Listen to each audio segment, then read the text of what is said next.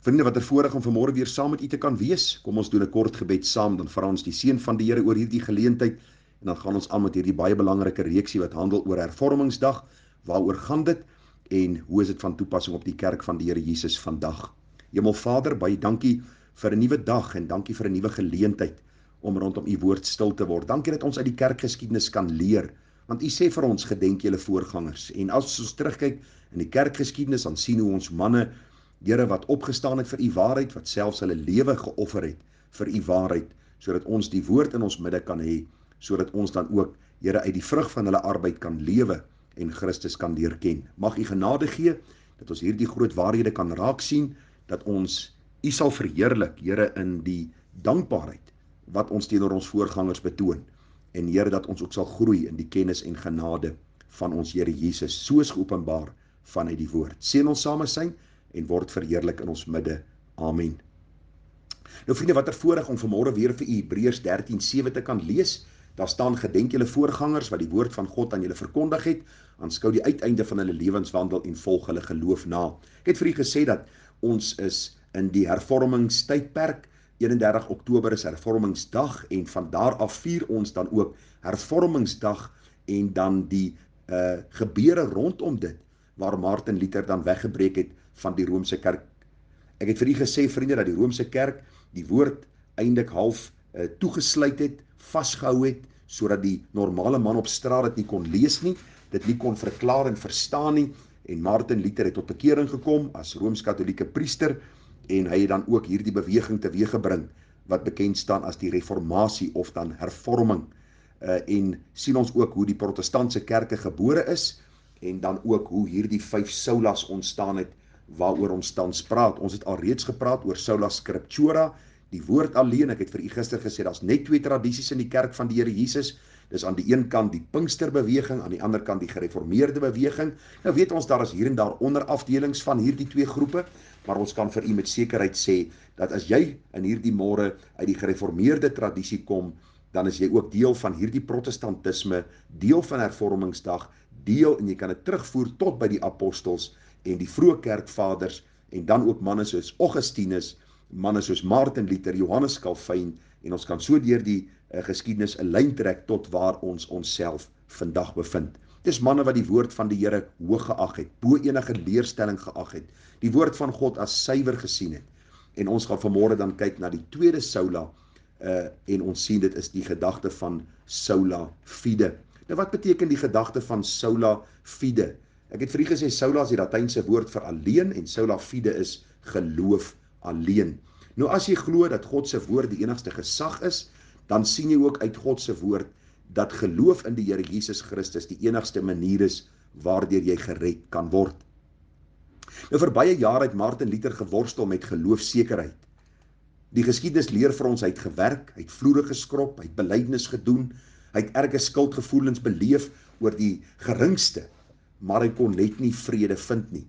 En dit was die dag toe hy hierdie woorde uit Romeine 1 vers 16 en 17 gelees het, dat die lig vir hom deurgebreek het en hy gered geword het, want daar staan, die regverdige sal uit die geloof lewe.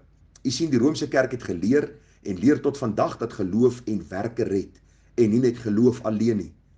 Met tyd word jy geregverdig deur die geloof en die werke, so leer hulle, en daar is baie ander kerke wat dieselfde leer.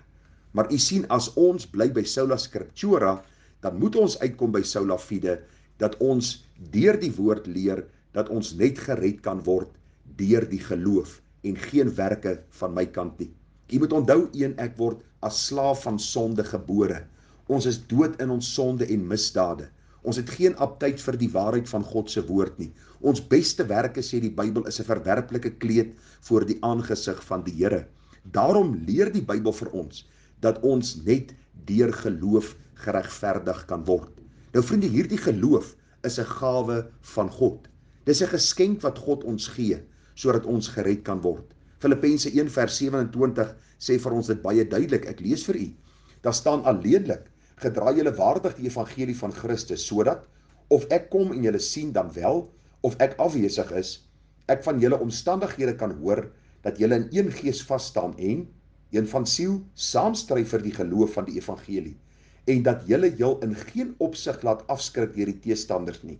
Dit is vir hulle wel 'n bewys van verderf, maar vir julle van redding, en dit van God, omdat dit aan julle ter wille van Christus genadiglik gegee is, om nie alleen in hom te glo nie, maar ook vir hom te ly, terwyl julle dieselfde stryd het, as wat julle in my gesien en nou van my hoor. U sien, omdat dit aan julle ter wille van Christus genadiglik gegee is, om in hom te glo.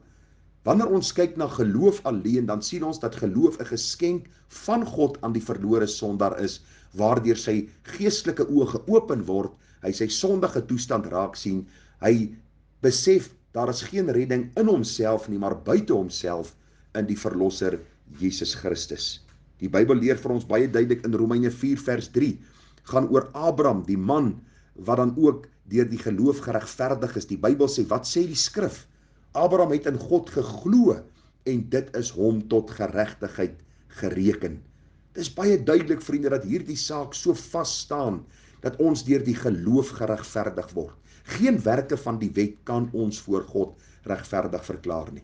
Daarom sê Romeine 3 vers 25, hom het God voorgestel in sy bloed, as 'n versoening deur die geloof, om sy geregtigheid te bewys, deurdat hy die sondes ongestraf laat bly het, wat tevore gedoen is onder die verdraagsaamheid van God, om sy geregtigheid te toon in die teenwoordige tyd, sodat hy self regverdig kan wees en regverdig maak wie uit die geloof in Jesus is.